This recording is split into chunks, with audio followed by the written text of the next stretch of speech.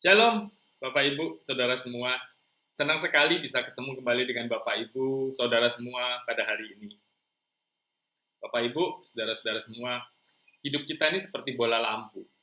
Setiap orang adalah seperti bola lampu.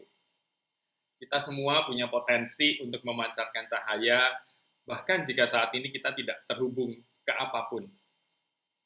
Meskipun ada berbagai kondisi yang bisa terjadi atas sebuah bola lampu, saya akan coba merangkumnya menjadi 3 kondisi utama.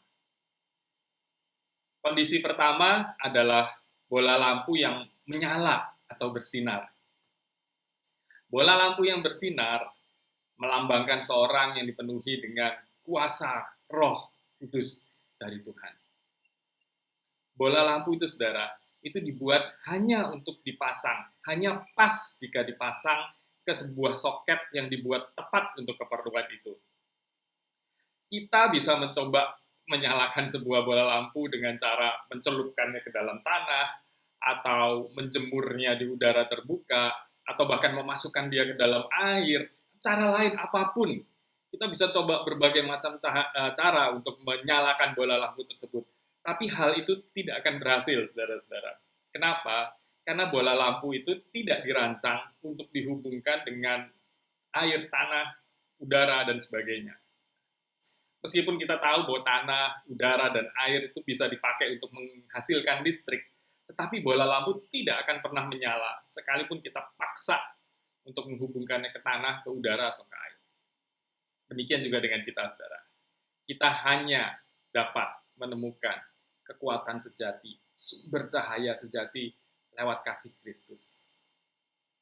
Mencoba mendapatkan tenaga dengan cara menghubungkan diri ke dalam soket pekerjaan kita atau sekolah kita, atau dengan cara mencoba menjalin hubungan dengan teman-teman kita, atau kita melakukan apapun, hal-hal lain apapun, sekalipun hal-hal itu baik, tidak akan pernah membuat kita bisa menyala atau bersinar. Kita tidak akan dapat memenuhi tujuan sejati kita tanpa kita menemukan sumber kekuatan dari Tuhan. Yohanes 8 ayat 12 berbunyi demikian. Maka Yesus berkata pula kepada orang banyak, katanya, Akulah terang dunia, barang siapa mengikut aku, ia tidak akan berjalan dalam kegelapan, melainkan ia akan mempunyai terang hidup. Jika orang-orang terkesan dengan betapa terangnya sebuah bola lampu, bagaimana sebuah bola lampu yang ukurannya kecil itu dapat memancarkan sinar yang sedemikian terang, atau bahwa dengan sedikit cahaya itu bola lampu dapat menerangi ruang yang sangat besar. Mereka sebenarnya tidak terkesan dengan bola lampu itu sendiri. Mereka terkesan dengan cahaya yang ada di dalamnya, bukan bola lampunya. Manusia tidak dapat menciptakan cahaya mereka sendiri.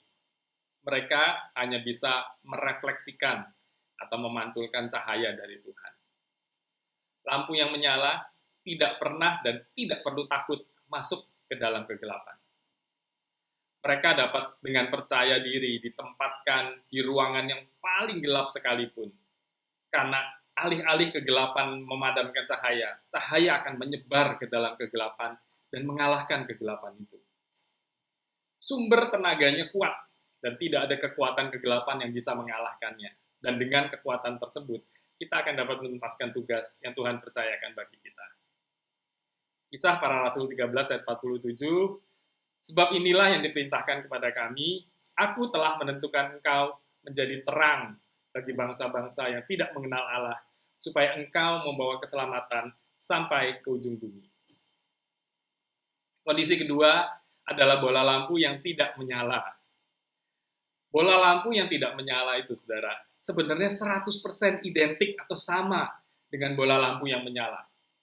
Satu-satunya perbedaan adalah bahwa bola lampu yang tidak menyala itu tidak memiliki sumber tenaga untuk membuatnya menyala. Jika bola lampu tidak menyala, maka bola lampu tersebut tidak dapat melaksanakan tugasnya dan tidak akan mencapai tujuan pembuatannya. Bola lampu diciptakan untuk memancarkan cahaya tentunya, dan untuk memungkinkan orang untuk melihat apa yang sebenarnya ada di sekitar mereka. Orang-orang menggunakan lampu agar mereka tidak tersesat agar mereka tidak menabrak sesuatu dalam kegelapan, dan memungkinkan mereka melihat apa yang sedang mereka kerjakan, sehingga mereka dapat menyelesaikannya dengan baik. Bola lampu yang tidak menyala sebenarnya memiliki potensi untuk menyelesaikan semua tugas penting tadi. Meskipun jika tidak dipasang ke sumber tenaga yang benar, bola lampu itu tidak akan mencapai tujuannya. Sebuah bola lampu tidak akan dapat melihat value atau nilai yang sebenarnya sampai dia dinyalakan.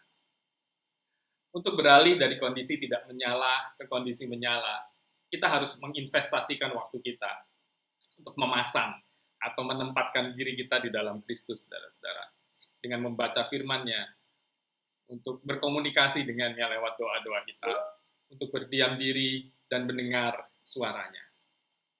Semakin kita mencoba menyisihkan waktu untuk mengenal Dia, semakin kita akan mengerti bahwa hal itu begitu penting dan akan mendatangkan keuntungan bagi kita. Kita dapat memulainya dengan sederhana, saudara. Misalnya, menggunakan 10 menit waktu kita untuk berdoa, alih-alih menonton 2 atau 3 video YouTube. Tentunya akan mendatangkan lebih banyak manfaat untuk hidup kita. Atau kita mengalokasikan waktu kita untuk berdoa, daripada mencari update berita di media sosial. Itu akan membawa lebih banyak sukacita buat kita. Atau berbicara dengan teman yang membutuhkan, daripada bermain game, tentu akan jauh lebih bermanfaat bagi semua orang yang terlibat. Pada dasarnya, semua orang, semua manusia diciptakan oleh Tuhan, untuk Tuhan, dan dicintai oleh Tuhan. Dia ingin setiap anaknya menjalani hidup mereka dengan potensi sepenuhnya, dan memenuhi tujuan hidup mereka. Dan tidak berkeliaran tanpa tujuan, atau tersandung tanpa daya dalam kegelapan, saudara-saudara. Orang hanya akan dapat melihat hidup mereka dengan jelas, potensinya dengan jelas, jika mereka memiliki hubungan dengan Tuhan. Dengan cara itu mereka bisa menyadari, mengeluarkan semua potensi, kekuatan, dan tujuan yang mereka miliki. Matius 5 ayat 16, demikian hendaknya terangmu bercahaya di depan orang, supaya mereka melihat perbuatanmu yang baik dan memuliakan Bapamu yang di surga. Kondisi ketiga adalah bola lampu yang berkedip-kedip, tidak menyala maupun tidak mati. Bola lampu yang berkedip-kedip karena sambungannya kendor bisa jadi merupakan salah satu hal yang paling annoying gitu ya, atau hal yang paling menjengkelkan saat kita mencoba membaca atau melakukan sesuatu secara serius di dalam sebuah ruangan. Kita tidak dapat mengandalkan bola lampu yang semodel ini untuk memberi kita cahaya. Meskipun kadang-kadang pada saat dia menyala, bola lampu itu memenuhi tujuannya, tapi sesaat kemudian dia mati lagi. Dia nyala lagi, dia mati lagi. Gak bisa konsisten, saudara-saudara.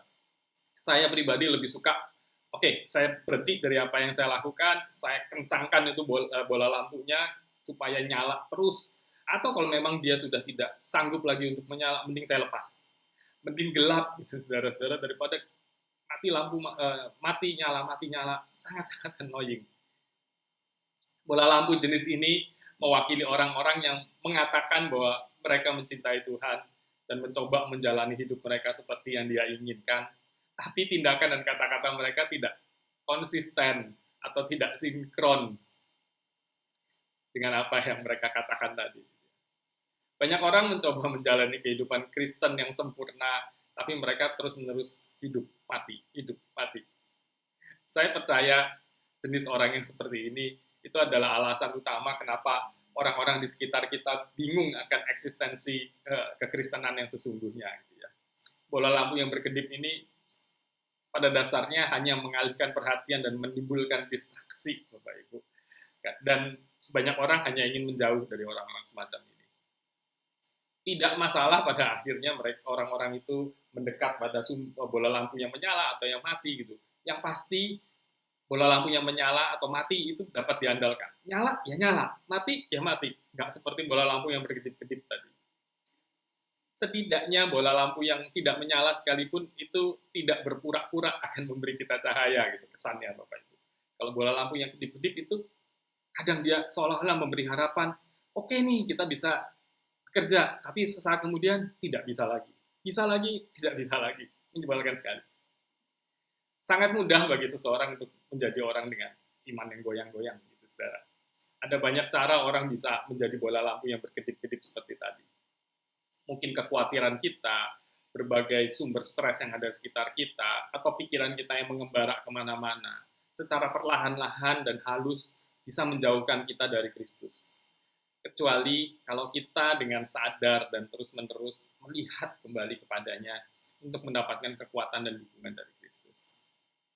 Cara untuk mendapatkan kembali cahaya yang stabil dan mengurangi kedipan tadi adalah dengan membiarkan semua kekhawatiran duniawi kita yang tidak penting, yang bersifat sementara itu mundur ke belakang. Dan mendedikasikan waktu dan usaha untuk mengamankan posisi kita, mengamankan hidup kita di satu-satunya sumber yang akan memberi tujuan hidup dan rasa berharga dalam hidup kita, yaitu Kristus. Tetap pertahankan dan lakukan yang terbaik yang dapat kita lakukan dalam hidup kita, dan tetap jalani hidup kita semaksimal mungkin. Dan jangan biarkan hal-hal yang baik, hal-hal yang bagus tadi menjadi berbahaya. Dengan cara apa? Dengan cara kita menjauhkan diri dari hal-hal yang terpenting dalam hidup kita, yaitu Tuhan kita, pencipta kita, dan satu-satunya sumber cahaya kita. Filipi 2 ayat 14-16 berbunyi demikian, lakukanlah segala sesuatu dengan tidak bersungut-sungut dan berbantah-bantahan, supaya kamu tiada beraib dan tiada bernoda sebagai anak-anak Allah yang tidak bercela di tengah-tengah angkatan yang bengkok hatinya dan yang sesat ini, sehingga kamu bercahaya di antara mereka seperti bintang-bintang di dunia, sambil berpegang pada firman kehidupan, agar aku dapat bermegah pada hari Kristus, bahwa aku tidak percuma berlomba dan tidak percuma bersusah-susah. Dan 1 Petrus 2 ayat 9, tetapi kamulah bangsa yang terpilih, imamat yang rajani, bangsa yang kudus, umat kepunyaan Allah sendiri, supaya kamu memberitakan perbuatan-perbuatan yang besar dari Dia, yang telah memanggil kamu keluar dari kegelapan kepada terangnya yang ajaib. Orang-orang yang tidak menyala tadi, saudara, akan melihat perbedaan pada mereka yang diterangi oleh hubungan dengan Kristus. Orang-orang sekitar kita yang mungkin kondisinya masih tidak menyala itu akan tertarik pada cahaya yang kita pancarkan. Karena mereka ingin tahu kenapa seseorang yang mungkin secara fisik sama atau mirip dengan mereka, namun bisa memancarkan sesuatu yang tidak mereka miliki. Orang Kristen memiliki sumber daya, kemampuan, dan potensi yang sama saja mungkin dengan orang lain. Perbedaannya bukan pada diri kita. Perbedaannya adalah apa yang ada di dalam diri kita. Kasih Kristus dan pengetahuan bahwa kita dicintai tanpa syarat, dan bahwa hidup kita dengan hati-hati dan berharga dipahat oleh tangan Sang Pencipta alam semesta dan memiliki tujuan yang sangat penting di dunia. Hidup dengan cara seperti Kristus hidup akan membuat orang tertarik pada cahaya spektakuler yang ada di dalam diri kita. Dan demikian kita akan menyebarkan kasih-Nya dan mempengaruhi orang-orang, tidak peduli betapa gelapnya keadaan di sekitar mereka. Amin. Mari kita berdoa. Tuhan Allah Bapa kami surga, mengucap syukur kalau pada hari ini kembali kami diingatkan oleh firman-Mu, agar kami menjadi anak-anak-Mu yang memancarkan cahaya-Mu, memancarkan terang-Mu bagi lingkungan di sekitar kami. Ajar kami Tuhan melalui perbuatan, perkataan, tindakan kami, melalui semua yang kami lakukan, agar kami menjadi saksi-Mu, menjadi terang-Mu, menjalankan tujuan kami di dunia, untuk menjalankan amanat agung. Terima kasih Tuhan, tetap nyalakan cahaya-Mu di dalam kehidupan kami. Roh Kudus tetap bekerja dalam kehidupan kami. Terima kasih Bapa, dalam nama Tuhan Yesus Kristus, kami berdoa dan mengucap syukur. Haleluya. Amin. Amin. Tuhan Yesus memberkati. Salam sehat.